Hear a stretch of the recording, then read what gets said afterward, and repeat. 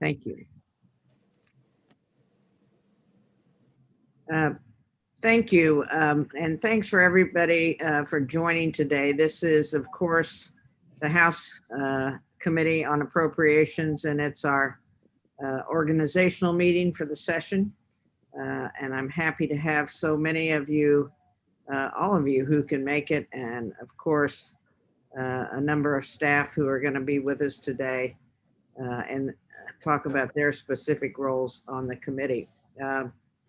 Before I open it up, I want to do two things. One, first, apologize that most of what I'm going to be doing today is talking to you.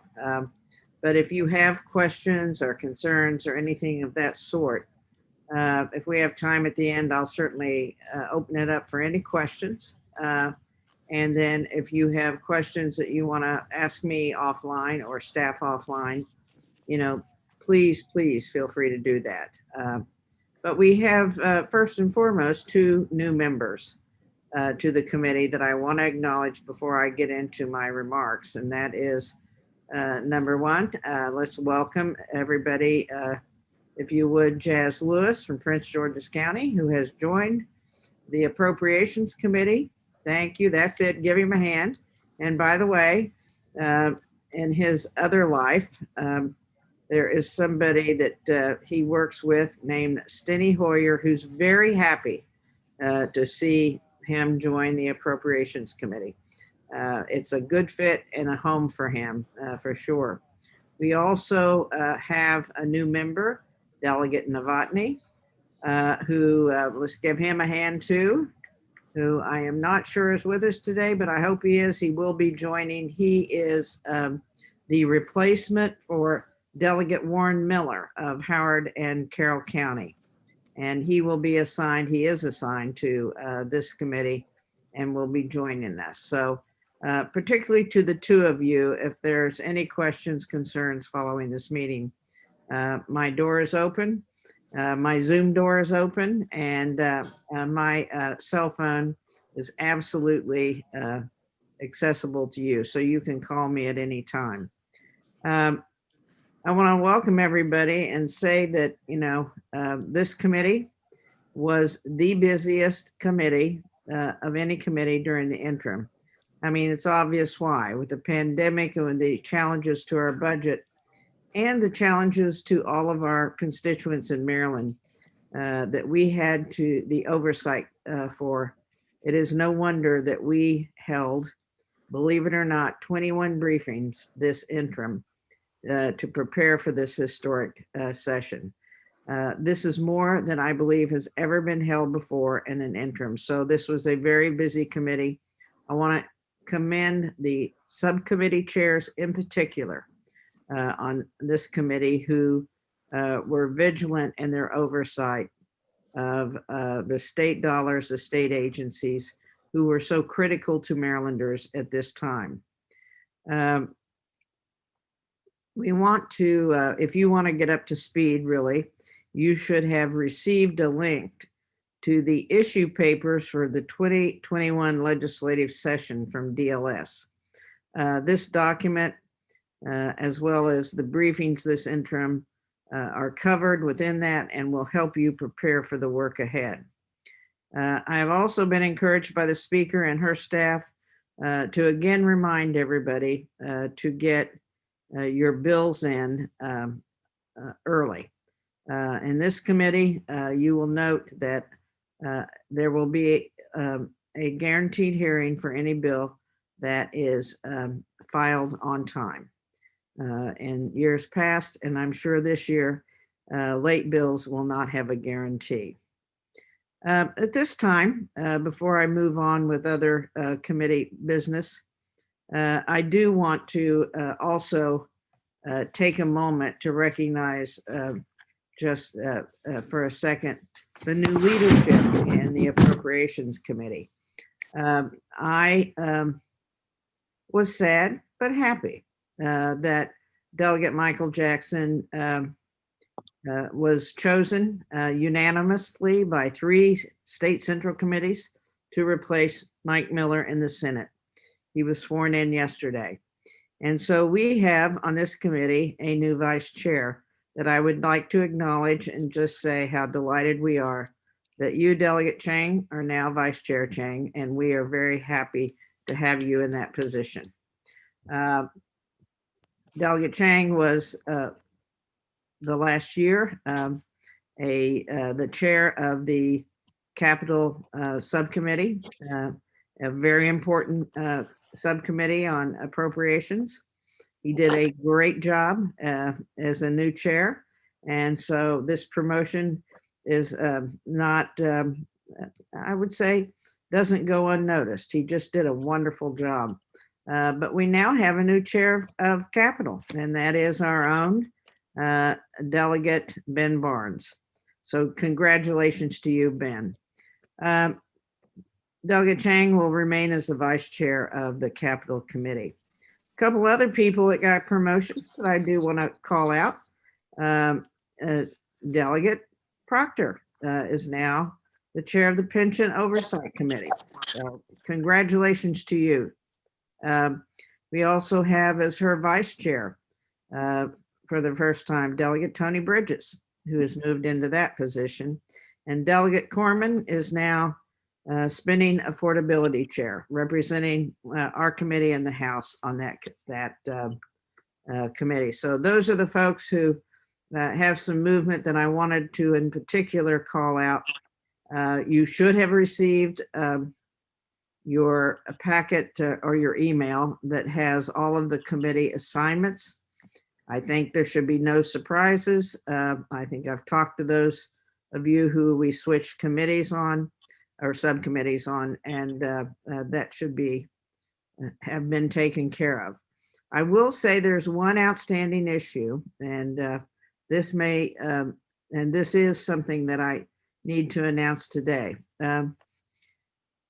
We have in the last 2 years, both this speaker and the former speaker has voiced concern about how large the Capital Committee had grown. It's complicated. I'm not going to go into how it grew that fast or how it grew and who had 2 posts and who had, never mind. It doesn't matter. Bottom line is we were asked to shrink the Capital Committee this year and told that we couldn't have a Capital Committee that was more than half of the members of the full committee.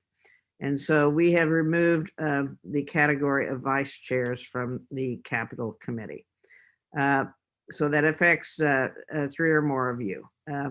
We also, and I am working with the minority leader on this, are going to be removing 1 minority member. We're removing 4 majority members. We'll remove 1 minority member to get it down to a size that is less than half of the committee.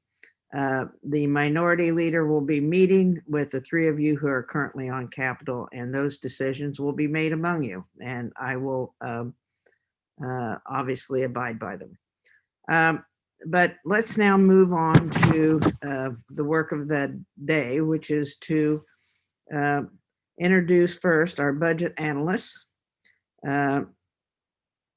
We have with us today Vicki Gruber, Executive Director, Department of Legislative Services, Ryan Bishop, Director of Office and Policy Analysis, and also David Romans, our Fiscal Coordinator, Office of Policy Analysis.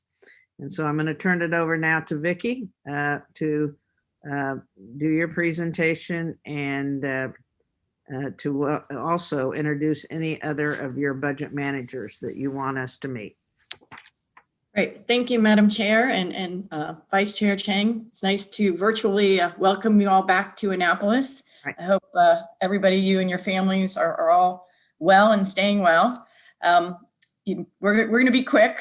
We are all here again to help you move forward the one bill that the General Assembly is constitutionally required to pass during session, which is the budget bill.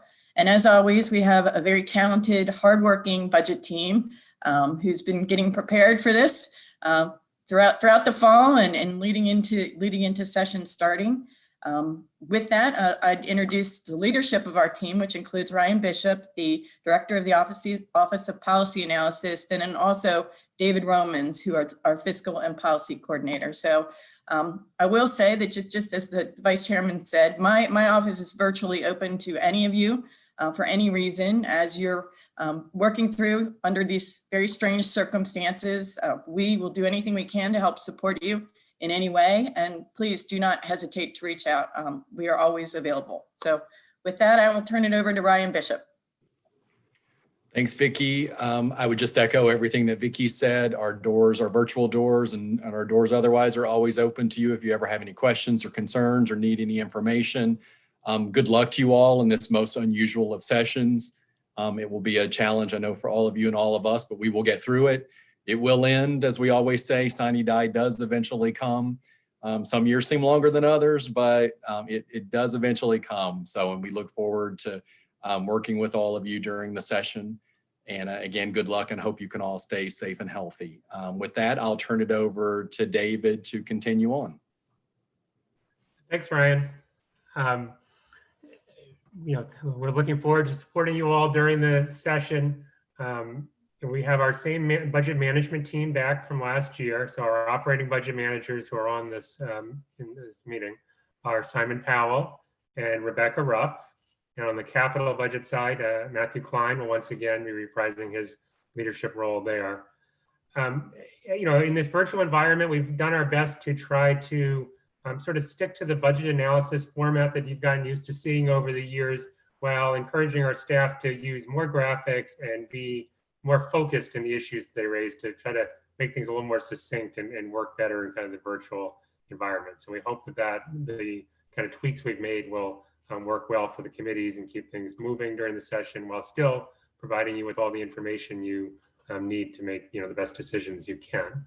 And we've also worked closely with your committee staff to try to think through how to make all the processes when you get into the budget decision process work as best we can in a virtual environment.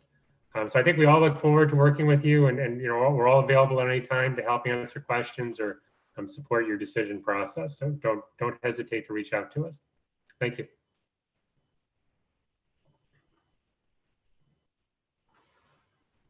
I always have to remember to unmute myself. I said that's probably going to be, the takeaway from this session. You're on mute is going to be the catchphrase of the session. But let me thank you, by the way, for participating today. You will find, those of you who are new members, that this staff is incredibly supportive to our committee. And David, we kept you busy all through the interim. I think David was on all 21 of those meetings, I think, that we mentioned during the interim. So thank you so much for your hard work. It really, your analysis helped us and guides us not only through the session, but through the interim. You should, in your packet, again, that you received virtually, find the list of names of committee staff and members of each subcommittee, as I mentioned. That information is, the support staff who will run the Zoom meetings and budget subcommittees is on those sheets. As you may know, those of you who are not new to this committee, we lost another Jackson. We lost Matt Jackson, who has moved to the Speaker's office. Now, I want to give a caveat here.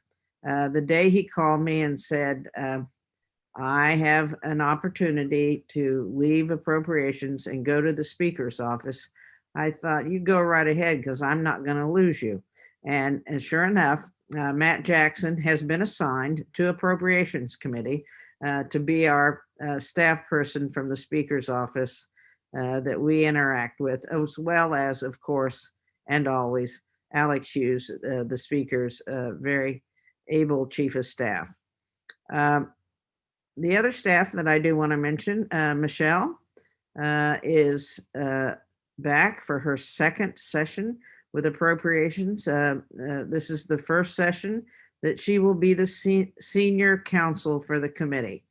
And, last year we baptized Michelle by fire. Yeah, I'll give her a hand because you remember what we put her through last year. It was called the Kerwin Commission and the Blueprint Bill, and House Bill 1 and the HBCU bill. I mean, we put her through everything, and she still came back, and so we gave her the lead counsel job to replace Matt Jackson. She will staff 2 subcommittees, Capital and Education and Economic Development Subcommittee. Ken Weaver is new and is on this call.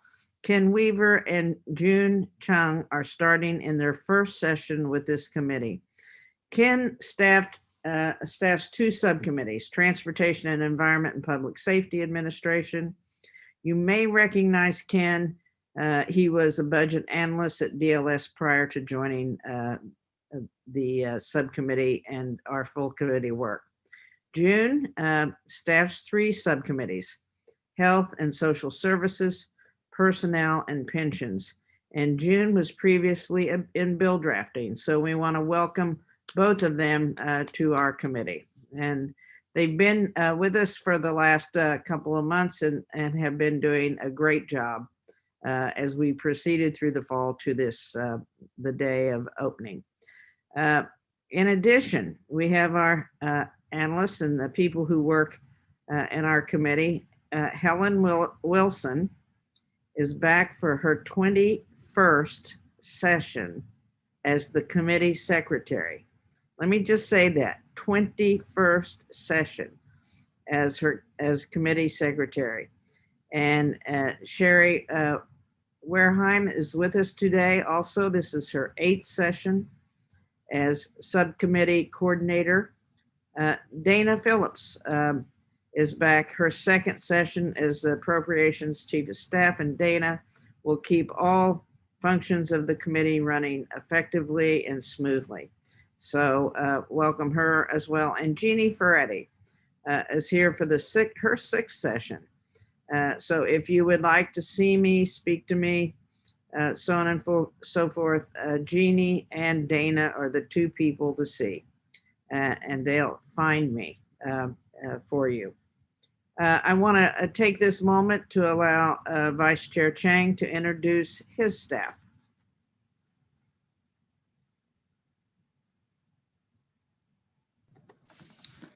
Thank you very much, Madam Chairwoman McIntosh, and good afternoon, the Appropriations Committee, and to all the staff. Very much first want to say I'm very honored and humbled to serve in this position. And I thank Madam Speaker Jones and also Chairwoman McIntosh for this assignment. I'm very, very thankful for it. And I appreciate the opportunity to be able to serve on this committee for the past 7 sessions. And so looking forward to serving each and every one of you through this role. And this afternoon, I'd like to introduce staff members who've worked in my office and will now be with me in this capacity, but also they're here to serve everyone on this committee. So if you ever need anything, please reach out to them.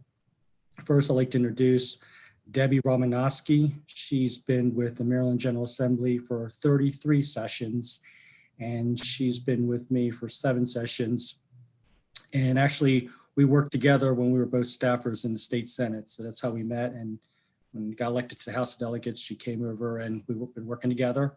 And then the next staff member I'd like to introduce is Sharon Lindstrand, and this is her 4th session, and we've been together all 4 sessions too. So if you ever need anything from any of us, we are here to serve each and every one of you. Thank you very much, Madam Chairwoman. Thank you. Thank you. At this point, I'm gonna let anybody from DLS who wants to go back to work at your own desk, please. Oh, by the way, did we introduce Klein over here, the guy with the beard? We introduced him? Okay, I just want to make sure. Capital, that's important. Everybody wants their little bond bill at the end.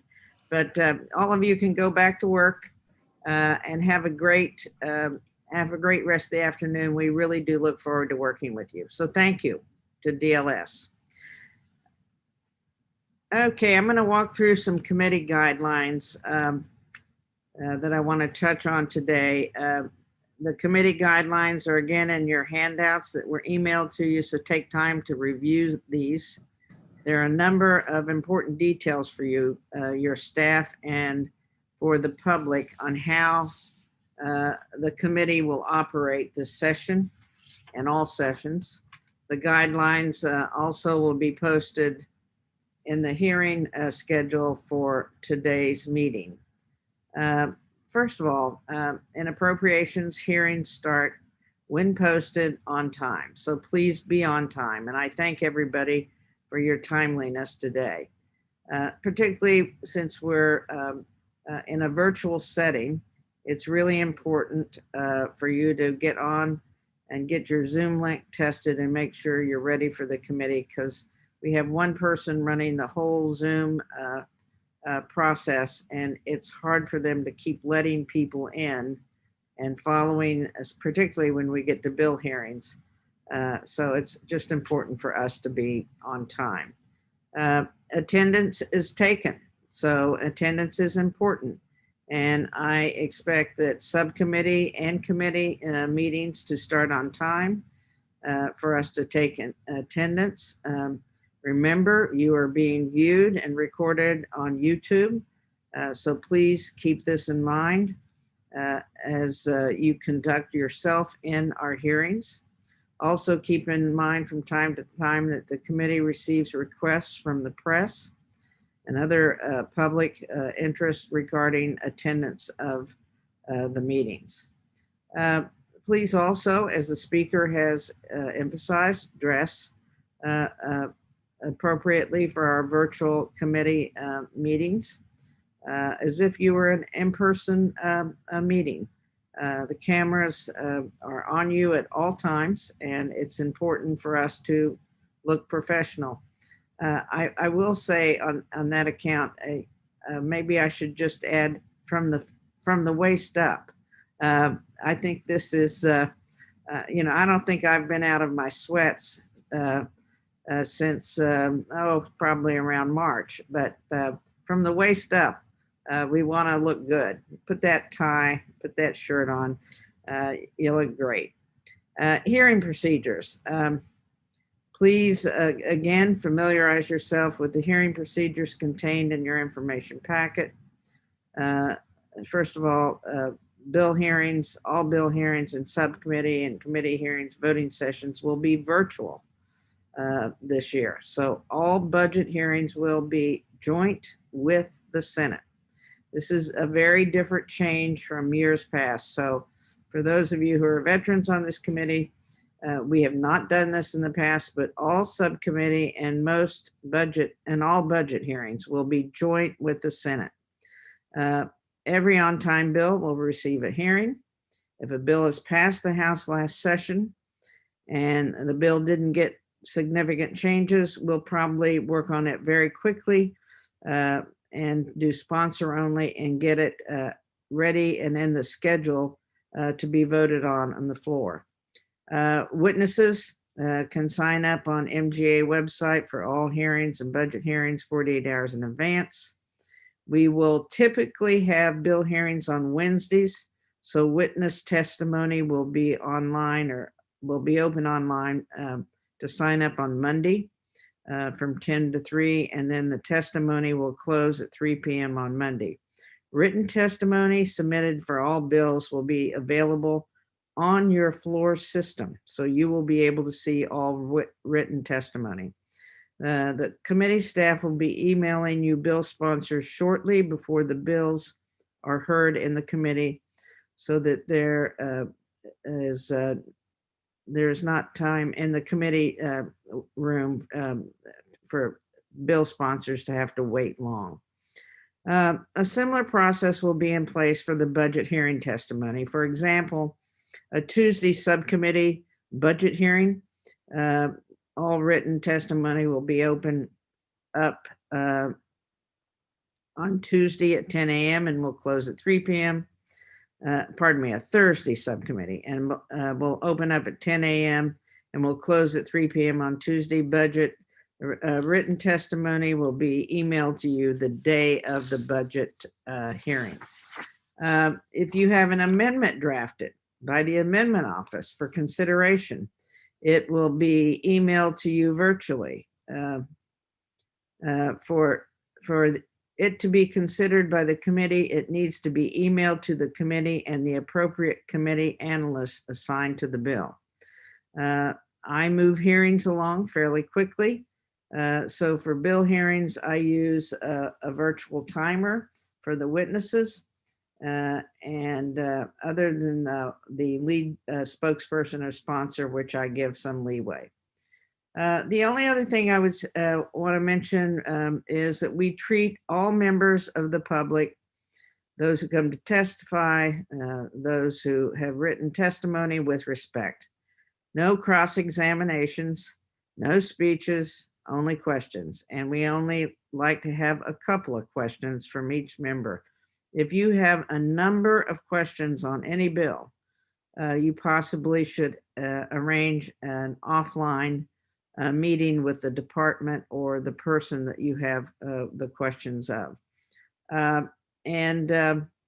Also, in hearings, we will be using the raise hand function for questions.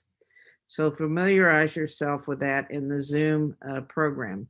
Members will not be recognized for questions asked in a chat function, and members are discouraged from using the chat function for any conversations.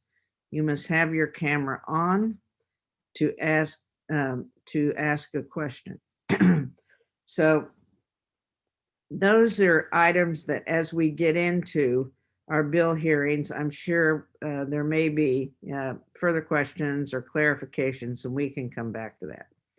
Please also make sure your microphone on your computer is on mute if you're not asking a question. You can find more information about this and all of these changes in your committee guidelines, and Dana and Michelle are available to answer any questions you have. And please feel free to call them with the questions. I want to talk a little bit about voting in the Appropriations Committee. Voting, it takes 12 votes to get a bill either amended or passed in the committee. And it has to be, of course, members who are present. All voting will be done in a favorable motion. Members must have their camera on for voting. All votes are final, yes, no, or pass. There are no reconsiderations of bills except, and this includes cross files, by the way, of Senate bills. The only exception is if there's new evidence that comes to light, new data, and the chair reviews this and believes there is a reason for doing a reconsideration. Staff will draft chair and subcommittee chair amendments. All other members must contact the amendment office, and courtesy suggests that these amendments be run by the chair or appropriate subcommittee chair before the vote. Second reader rule. I want to cover that as well. We do ask, I do ask, and I hope, and most times we comply, that when we work on a bill, and that bill is the product, particularly the budget bills, are a product of our committee, your subcommittee, or someone else's subcommittee, but the full committee, and we take those to the floor. We do like to have the support of all committee members on any amendments that are offered. Remember, third reader on any bill is a vote of conscience. So if a bill comes out of this committee and you support it on second reader by not helping not to have amendments come on, but you want to vote against the bill because you voted against it in a committee and you want to vote against it on the floor, absolutely. You should always vote your conscience on third reader on the floor. Subcommittee, oversight committee, and chair will take the bills to the floor. This session, the committee will waive the rule for bills that must be reported to the floor and voted on in 3 days after the committee vote. I want to just stop for a minute so you understand that. I think that was part of the rules. It was a part of the rules that were adopted by the House. But typically when we do a voting session, within 3 days, those bills hit the floor and we have our vote on the floor. This year, because of the way we're doing the virtual session, we are literally going to be voting on the bills in committee, and all committees are doing this.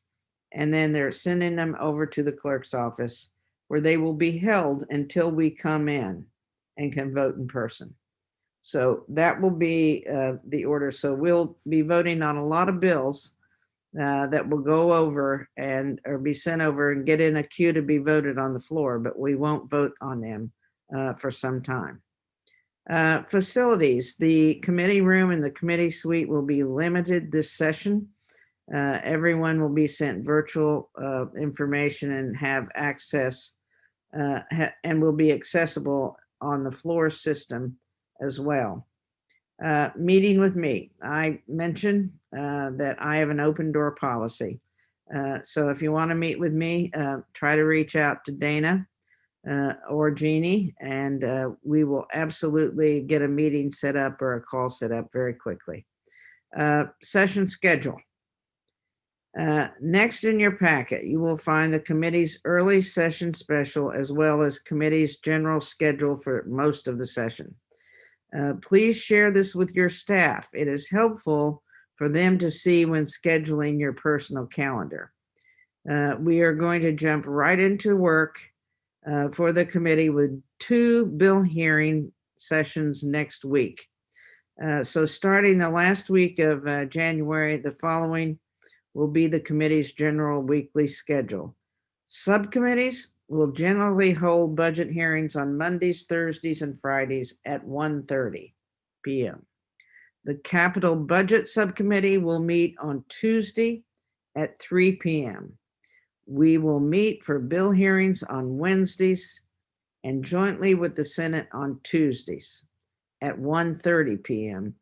for all full committee budget hearings. Please remember that as we get busy, there will be times where we need to adjust the schedule and make changes. We will make every effort to notify you and your staff of any changes as soon as possible. We also may have some Wednesdays where bill hearings will last a long time. However, one long day of bill hearings allows us to have much more manageable and predictable schedule the rest of the week. So it's important. Contact information. In your packet today, you got information on how to fill out the Google form that was sent by Dana Phillips to you for your delegate email address. Because committee work will be virtual this year, this information is even more important. You should have the contact information for all the committee staff. And if you don't have that, please let Dana know and she will give it to you. But frequently, I do have to contact you by email or by phone. So make sure you fill out all the information so that I can easily get you and you can easily get me. If you do not want any information shared internally, such as your cell phone number, please indicate it by checking the box that says for chair only. I want to wish all of you a good session. This is going to be an unusual session, but as we proceed, you're going to be getting a lot of information vis-a-vis email or virtually. Pay attention to audit reports because you will have oversight in your subcommittees of agencies that have audit reports that require us looking into maybe some of the irregularities or issues facing those agencies. While the options presented by the budget analysts will be important, I urge you to think of other ways where reductions can be made when you're in your subcommittees. Please share these ideas with your subcommittee chair with the committee analysts and with budget analysts from DLS. Ultimately, it is up to us to about making these important decisions. I want each of you to have a successful session, and I mean that very sincerely. We will miss, being together, particularly this first month of session, and I will miss that. I think all of us will miss it. We have been great colleagues together, and part of our, I think, work has come from that collegiality, but we will try to make up for it in other ways this session. This is going to be a difficult session, and it's going to be difficult because we have an awful lot of Marylanders who are counting on us right now. They're hurting. We have a crossroads of a crisis with COVID, the impact it's had on our economy, and the fact that we have to oversee the rollout and of the vaccination to people who need it. So we're going to have a difficult session. A lot of difficult choices will have to be made about the budget. A lot of difficult choices will have to be made about how best to help people who are still in crisis in this pandemic. I go back to something that was actually a survey that was done. Many of you have heard me talk about this, but it was done during the time we closed down in the spring. And a survey was done of workers and found that people who earned $80,000 or less were greatly affected by the pandemic. 80% of those folks reported that they lost their job or lost income. While people who work in jobs that pay more than $80,000 were not nearly as impacted. Only 20% of them were impacted by loss of wages or loss of jobs. So think about who lost their jobs and think about who lost wages. It's really the families who could least afford it. The other piece of this is to think about all of our constituents whose businesses were disrupted and whose livelihood was disrupted because we had to close down our economy. Now, fortunately, Maryland is doing, I think, a pretty good job at opening up and staying open and being careful and being guarded. I do think that our governor has tried very hard and very diligently to do the right thing, very much the right thing around the COVID and pandemic. But we do still have a large number of people who are getting sick, high numbers, people who are dying, and we need to be responsible for them and for their families and act responsibility. So with that, I will just say, I'm going to close this out and open it up for any questions that you might have. Use your little blue hand.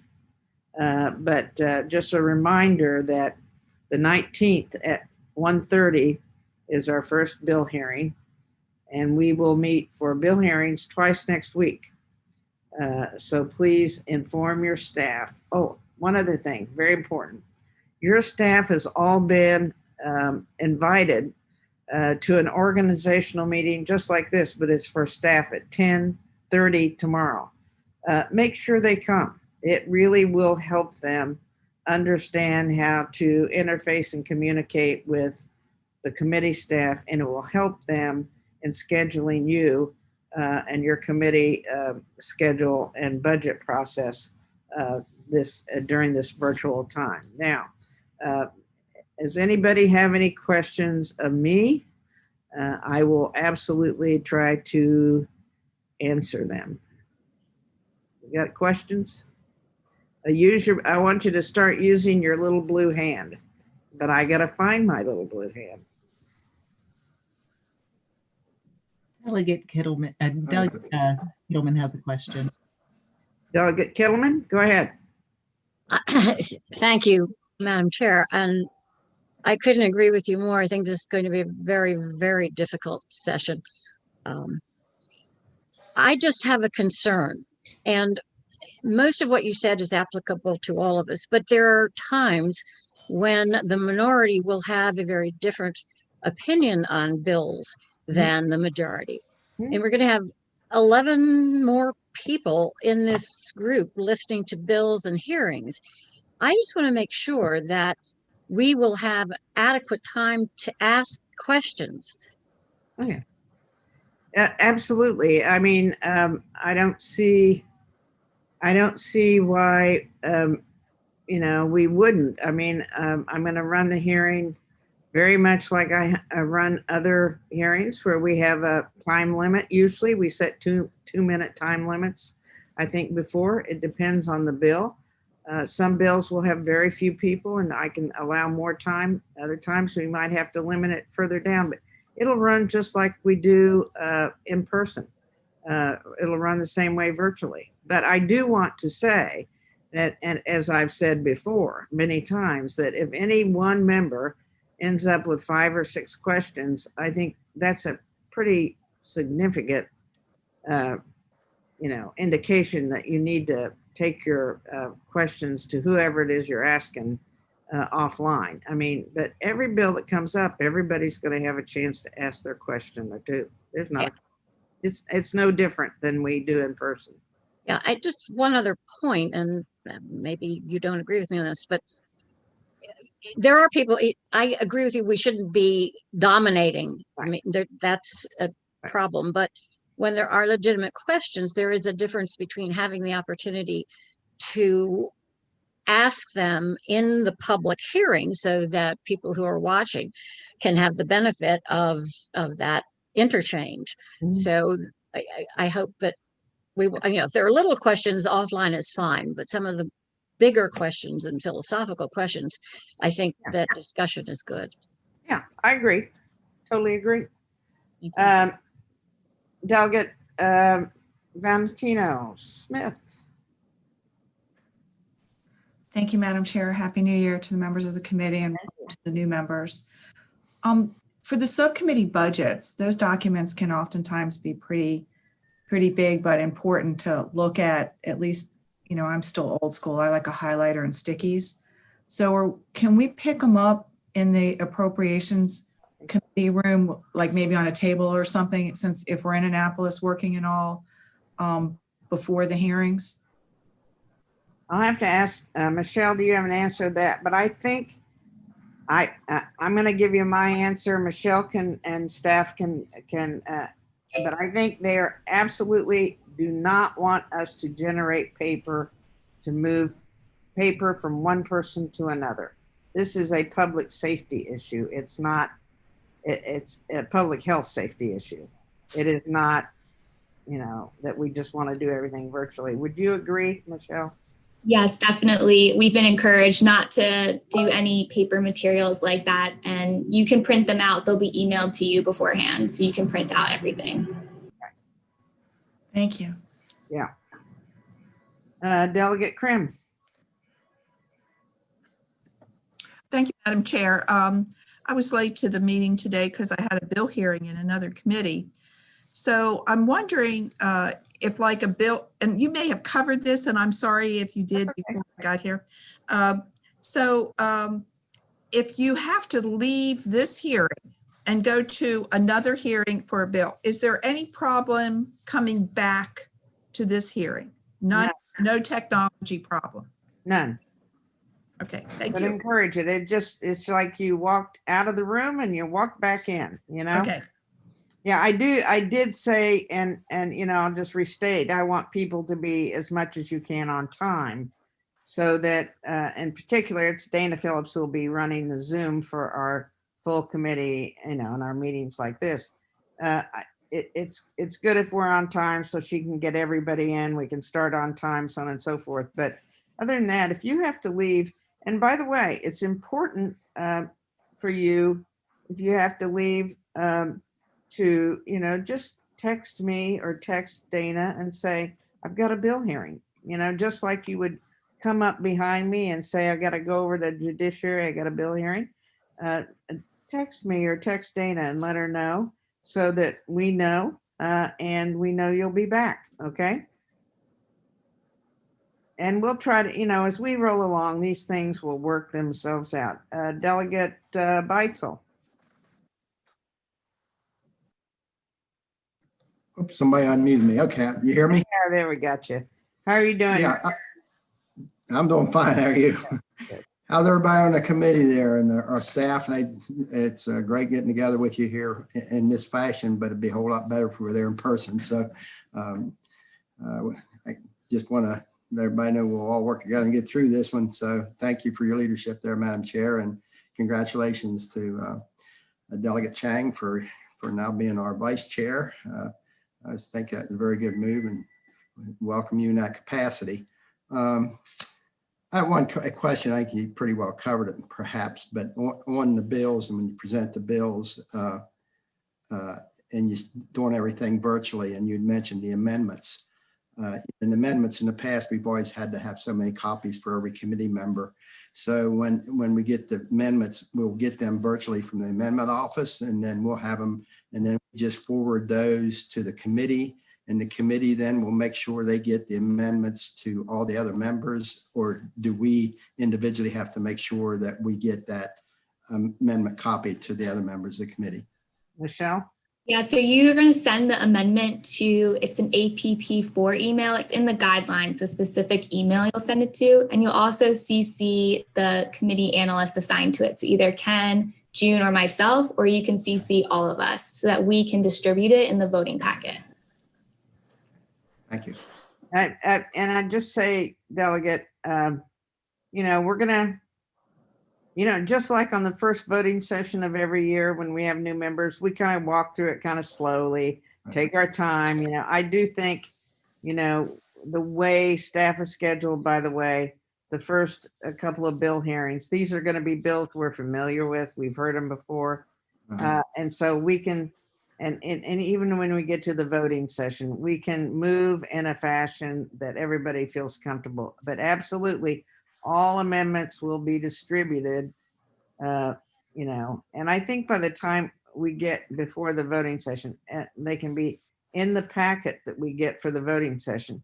And, by the time we get to the end where there's the crunch, God willing, we're all going to be sitting around our committee room and be together again, God willing, I guess, so. Or no, I guess we won't. The committees are never going to be in person, are they, Michelle? Never. So, we're just going to have to, just work together to try to get through this. But we will make it, and the staff is dedicated to making it as easy and as fair, and absolutely amendments have to be distributed in the packet. And if they come up during the vote, we'll just have to, I probably hold that bill till the next voting session, so that we can get the amendments in front of everybody. So thank you for that question. Delegate Novotny. Yes, ma'am. Thank you so much for the welcome. I just wanted to say thank you for the welcome. Looking forward to working with everyone on the committee. Everyone who I've met so far has been very welcoming. So I just wanted to say hello and thank you so much. Well, it's wonderful to have you here. I want you to know that the guy you replaced, and he'll verify this. He's a prankster. Did you know that? He just sent me a text. So yes. Yes, he's a prankster. And back in the day, when I was on Environmental Matters Committee with Jimmy Malone. Jimmy Malone was one of his buddies. I was one of the gang of Malone, Miller, and McIntosh. And we had a lot of fun playing pranks on a lot of our colleagues. And, it even spilled over and I took it out into my workplace in the interim. So I want you to know, I'm expecting you to have a good sense of humor. Okay? Yes, ma'am. Sounds great. All right, thank you so much. Any other questions?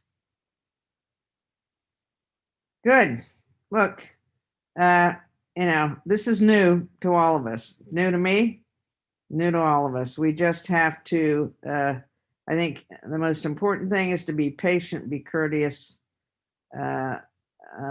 ask questions as you have. I think these are all good questions as we move along. And I will see you all for bill hearings next week. And I thank all of you for your attendance, and I'm so thrilled to have the veteran members back, the new members on, and a great leadership team in appropriations. So thank you. Have a great day. Stay safe, stay healthy. I'm not going to repeat what the governor says at the end of his commercial, but you know what it is. Okay? Have a great day. Bye-bye.